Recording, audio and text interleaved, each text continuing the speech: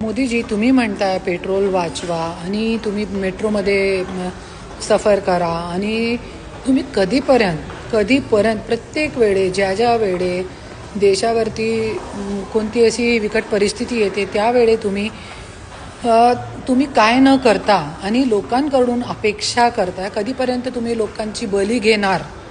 आणि तुम्ही म्हणताय की तुम्ही पेट्रोल वाचवा, गोल्ड सोनं खरेदी करू नका.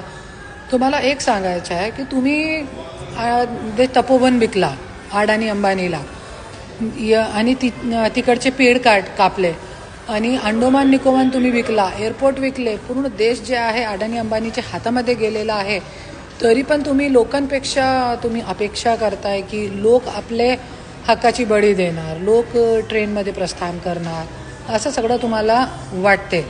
पण असं नाही आहे की प्रत्येक वेळी लोक आपले हक्काची बळी देणार नाही, लक्षात ठेवा.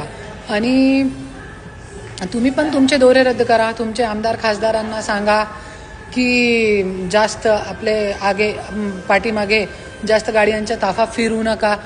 ते तुमचे आमदार खासदार मंत्र्यांकडून तुम्ही बळी घ्या ना, पूर्ण भारतामध्ये लागू करा की जे मंत्री संत्री आहे फक्त एक गाडीमध्ये चलणार, त्यांच्या पाठीमागे 50 गाडींचा ताफा असतो.